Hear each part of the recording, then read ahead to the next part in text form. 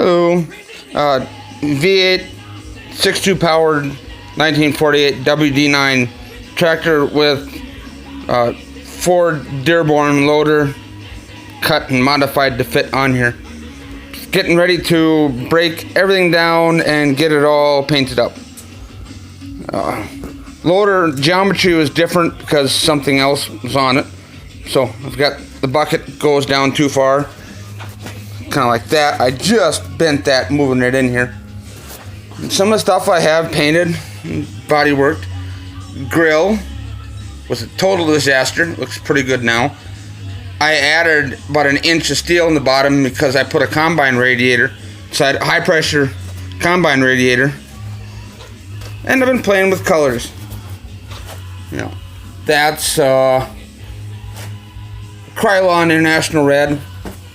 This is Rust-Oleum International Red. That one looks pretty good. I like that. So that's what I'm gonna do. I've done the grill, the hood already. Grill. Hood has been beat and was a distillate tractor. So the exhaust pipe was over here. Diesel tractors, I put it over there where it was supposed to be. I'm gonna get that beat, cut straight, and get the latches fixed. The loader, I just kind of welded some plates in just check and see how it would do. I'm gonna need a longer load cylinder because it only raises up about 8 feet. Change the geometries and get the loader up a lot farther, and it'll work pretty good. It's on the list of things later. You can see exhaust pipe goes up underneath, because I used to have it go straight up the sides, but that interfered with the loader and I didn't like that anyway. So that crosses over and then comes up where it belongs. I also welded a plate in there so I can put a turbo on should I feel the need. The battery boxes used to and originally were both here, but I had to make a new one to hide this one in there and the other one on the other side. When I bought this tractor, somebody had already done them fenders.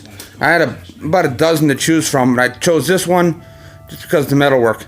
I have started making the dash pieces to copy the 600s and the 650s.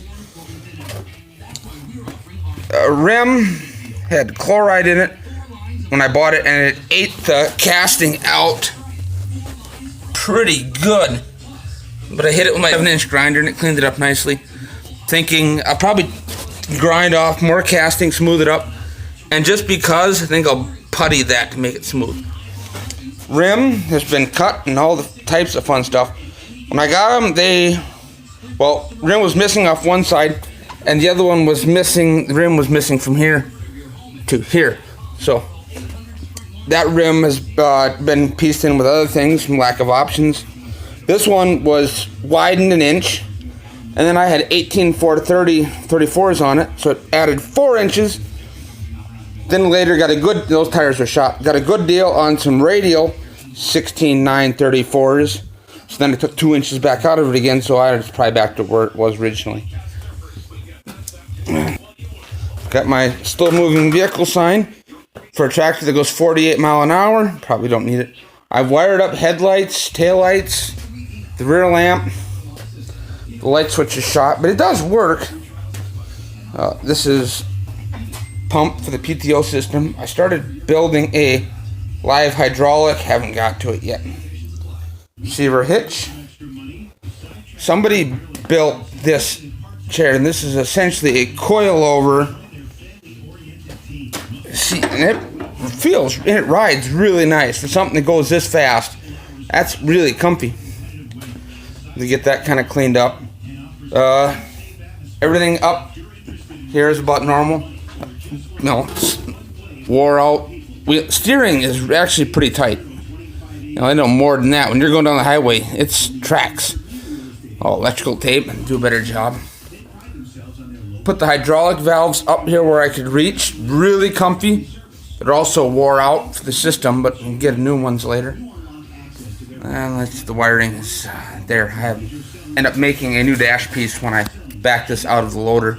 So the keys and all that stuff and the switches are underneath the dash so they don't get wet. Other taillight. This was, I imagine they just pieced it together. It must have been a hole. So I'm going to be able to grind this down, smooth it out, make it look pretty good. Said this rim wasn't as bad, so the chloride didn't eat it, so I can still just kind of clean it up, spray it red. This rim has been cut and pieced and getting it kind of put back together. It's not broke, it's just this somehow popped out of there. What I want to do is make, get that back in there and make a nice little metal housing that will go around it so it looks like it belongs in there. More of the same, but I had to change geometry on things because the Ferguson, initially the valves were right here because you sat a lot closer. I had to make a bracket. You can't see it, but there's where the receiver went underneath, and then get that all kind of fixed and taken care of. Fuck. Probably shouldn't. I probably shouldn't have. That'll be confusing when I move it like that. Sorry. I'll learn better next time. Some of the welding I am not proud of, but when I get the loader off, then I can lay it and flip it and spin it around. Same manifold on the other side. It comes up, goes underneath the hood. Which, let's see. Let me go back to check it. I have a car 18s up front because at the time that's what I had. But it's better. Oh yeah, this would be a better shot at manifold. These are both left-hand manifolds that would have dumped straight down on the center. Well, I cut that off, re-angled the mounting flange, and then welded it all, and cast welded it all back in. It actually worked out pretty good. But I am so ready to get this thing painted and shiny, get the loader cleaned up, change the geometry on the bucket. I gotta move the mounts so it can't tip that far. That's why the loader cylinder bent, curved it around. Should be able to heat and put some pressure on it and then get him right back where it belonged again. Like this seal leaks, but it's old. I'm gonna get the cylinder, either find some cylinders so I can kind of change the geometry or just get them fixed, or I don't know, figure something out. Now I could also possibly just move the rear mount forward. Because right now it's extended that far just to make that work. So I could probably just as well move that forward.